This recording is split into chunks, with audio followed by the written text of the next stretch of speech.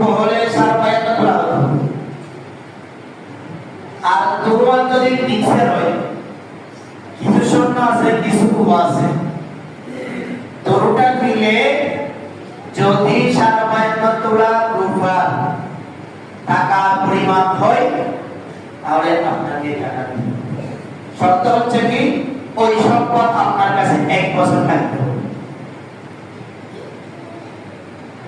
এখন কার কাছে কি আছে জাকাত তাহলে দেখা যাচ্ছে আপনার কাছে ব্যাংকে 2 লাখ টাকা আছে আপনার জাকাত আসছে মাত্র 5,000 টাকা এখন বলছে ব্যাংকে টাকা দিচ্ছে না আমার টাকা আছে ঠিক কিন্তু ব্যাংকে দিতে পারতেছে না এখন তাহলে সম্পদ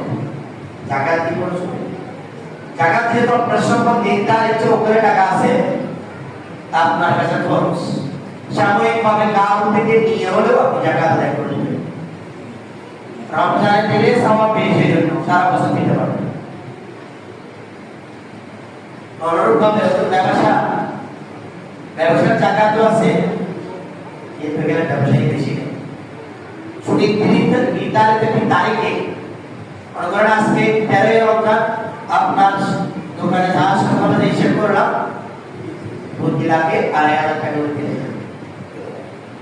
আমি তো খরচ করি দোকানে 20 লাখ টাকা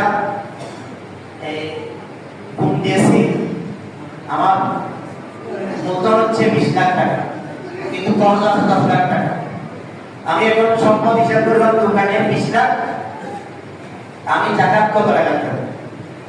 শরীয়তের ফয়সালা হচ্ছে আপনার খরচ যা আছে তা মাইনাস যাবে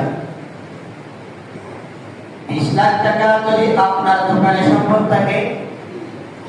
11 লাখ টাকা যদি আপনার ধার খরচ থাকে 11 লাখ টাকা বিল করে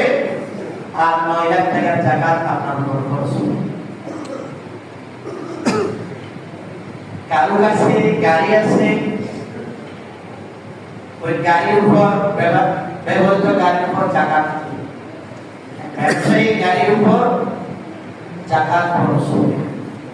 কারো জরুরত হলে ওদিকে বলবেন যে সময় তাহলে জাকাত এটা গুরুত্বপূর্ণ জাকাতের অর্থ হচ্ছে বৃদ্ধ তা আপনি বলছেন যে আমার ব্যাংকে আছে 2 লাখ টাকা জাকাত দিলাম 5 লাখ টাকা তো এখন হচ্ছে 1,95,000 টাকা